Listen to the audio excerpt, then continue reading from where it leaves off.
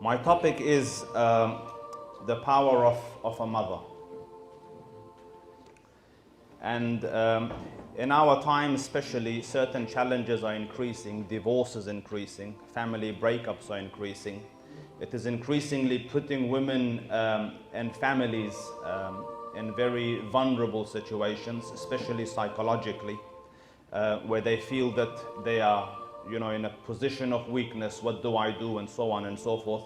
So I want to tell you that perhaps one of the most powerful individuals on the face of this earth is a mother. I have a knack for searching great people in history. I like biographies. And I study their lives like a puzzle. What made him become that? So khalas, he did something great. What made him become that? One of those people that I came across is Alexander the Great. Hands up those who have heard that name, Alexander the Great. Alexander the Great is great not by the definitions of his friends or his posse, or he's great by the definitions of history.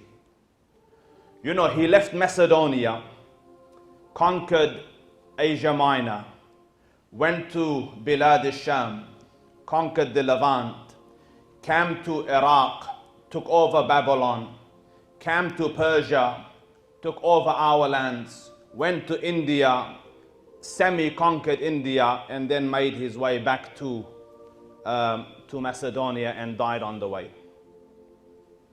And you ask yourself, what drives a person relatively young for a conquest as big as this?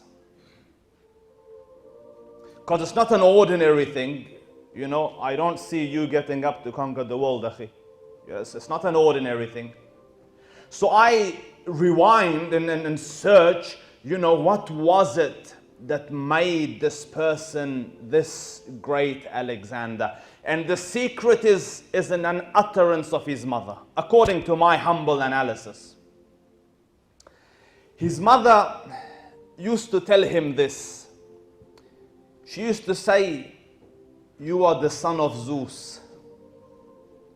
Zeus in Greek mythology was the god of gods. He was their biggest. And obviously I don't encourage you to do this. Walillahi alhamd, we are Muslims, and this is, issue of, this is just to establish my point.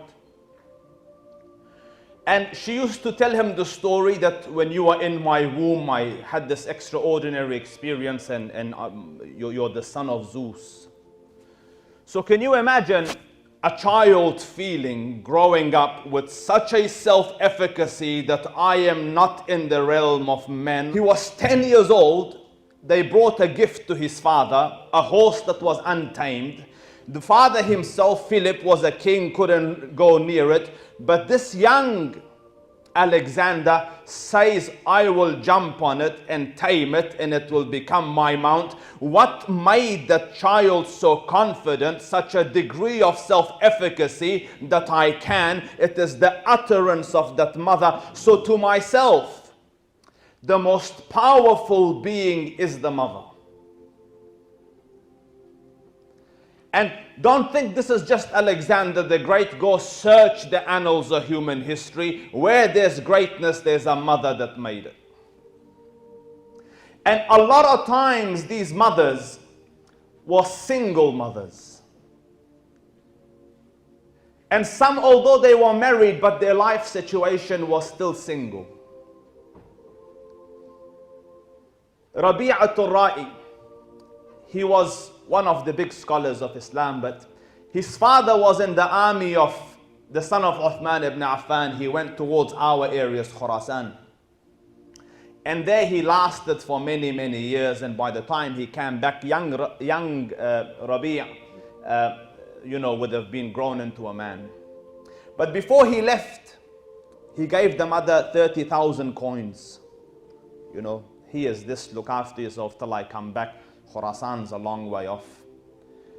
When he came back, as is the sunnah, he went to the masjid first. And in the masjid he saw there's a young man sitting in a huge multitude around him. He is one of the 7 fuqaha of Medina. So feeling like, what a man, what an achievement, he came home. The man is still in the mud. He doesn't know it's my son.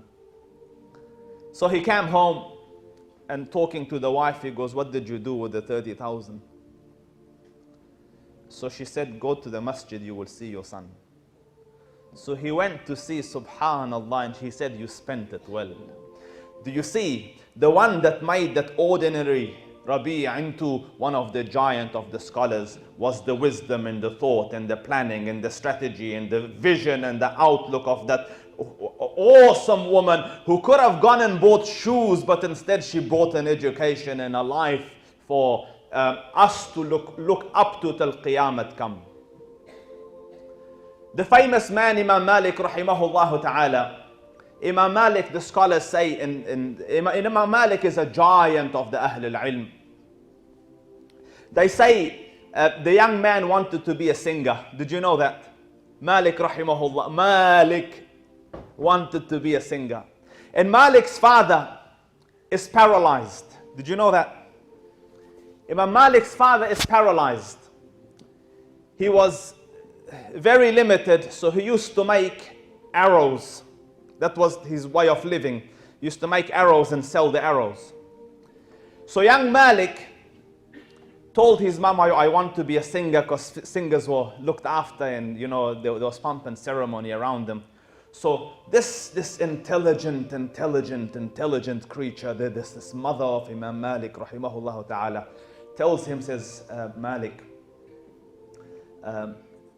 singers are good looking. And this is to just sow doubt in his head, although Imam Malik is very good looking. And their career only lasts whilst they're young and good looking. And instead, she directed his attention towards ilm. You know how? She went and bought him clothing of the ulama. You know, the turban and the bisht. And she used to wash him and perfume him and sit him up and then ask him questions on the sufra. Malik, how many rak'ah is in Zuhr? So Malik used to feel like a scholar and say 4. She changed his projectile towards ilm. And understand this, Muslims. You don't need money to create greatness. You don't need resources to create. All research states the same. It is the capacity of the mother and the capacity of a teacher that builds greatness. So interest sparked in the heart of Malik, and then the rest became just mechanics. So one of his famous sheikhs is Nafi' Mawla Ibn Umar.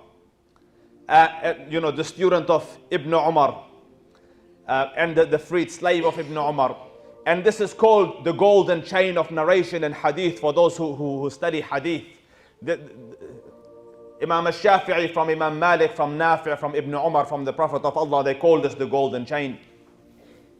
So Nafi' was a strict man. He didn't have time for people all the time. Sheikh, can I ask questions? Time wasting. Nafi' rahimahullah ta'ala wa radiyallahu anh used to go to the mosque at a specific time. His dars was from this time to this time. If you have questions, ask then. Once I'm home, you do not intervene and interfere. I have to do my research and my study. So Malik knew this and is sitting in a gathering where there's huge scholars. He would never get a chance to ask. So look at the ingenuity of the man, a product of the thirst for knowledge that the mum has instilled in him. He used to go and wait outside the house of Nafi'. And then he used to walk with him to the mosque, just pretending this is coincidental. And when they used to take their shoes off at the door, Malik used to take his shoes off and look at the sheikh and say, Assalamu alaikum. And then they used to enter. After the dars and the salah used to finish, because sheikh, my shoes is next to your shoe, I'm not stalking you, this is coincidence. He used to walk back with him. And now they had acquaintance, they knew each other. So he used to say, Sheikh, what about this hadith and what about this hadith? And Malik, became Imam Malik at the hands of this lady. Imam Muhammad ibn Idris al-Shafi'i rahimahullah ta'ala. Go search history. He was, some scholars say, when he was in the womb of his mom, the father passed away. Some say a couple of months after his birth, the father passed away. Who made Muhammad ibn Idris al-Shafi'i Imam al-Shafi'i? And what did she have? Financially, she was very poor. But she designs the whole curriculum of this young lad more than any scholar of our time could. She took him to Mecca. Go learn the Quran now. She sent him to this Rabi'atul Ra'i. Go learn his manners before you learn the deen from him. He became a hafiz, started to study hadith. Then she said, you need language, so go to the desert near Mecca and go and stay for years with the Arab tribe so that you become master of the language. Go to Imam Malik in Medina and study the Muwatta. And Shafi'i Imam, became Imam al-Shafi'i at the hands of this woman. My sisters, they have talked, the time is very limited to speak, but you make or break the future generation. And you brothers have a responsibility to build and educate and honor and respect and make mothers and sisters who have the capacity to bring about greatness, or you can keep them, the backward, uneducated, immaterial, unmattered individuals who will bring generation after generation of failures.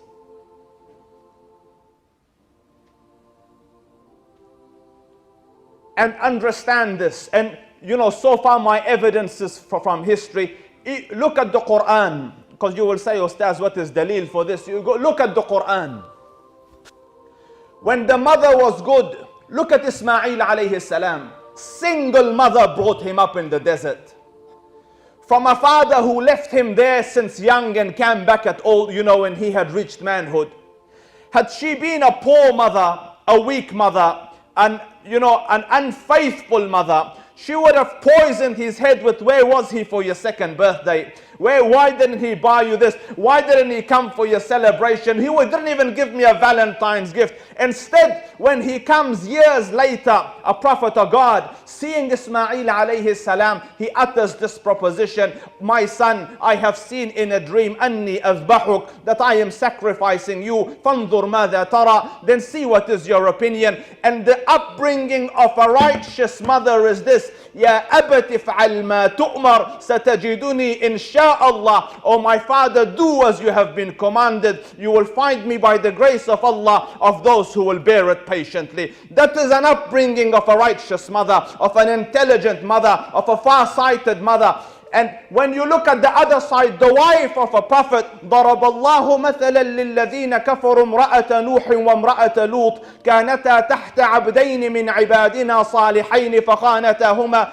Two wives of two prophets, Nuh and Lut, alayhim afdalu salatu wa atammu taslim. And the father is a prophet, yet the mother is a disbeliever. The son became a disbeliever. And the Quran records it, Ya bunayyar kam ma'na wa la takum. Oh my son, come with us and don't be of those who are left behind. He says, I will go into the mountain. I will resist the punishment of Allah Rabbul Izzah. So Allah destroyed him. Nuh alayhi salam says, Ya Rabb, he was from my family, and you promised the protection of my family. Allah Rabbul Izzah says, he wasn't from your family. إنه عمل غير صالح. He was an unrighteous deed. Do you see the mother? My sisters, perhaps for some the time is too late, the children have already grown. I give you an advice, وَرَبُّ الْكَعْبَ, from the depth of my heart. Bring up your children to become successful parents and successful upbringers of the next generation. Otherwise, the graveyards will become filled with capacity and jewels that never reach their flourishing. Generations will come and generations will go. for your time and patience, I thank you. I have trespassed on your patience yet again. May Allah Rabbul Izzah reward you and guide you and guard you. Keep your brother in your dua. Wassalamu alaikum wa rahmatullahi ta'ala wa barakatuh.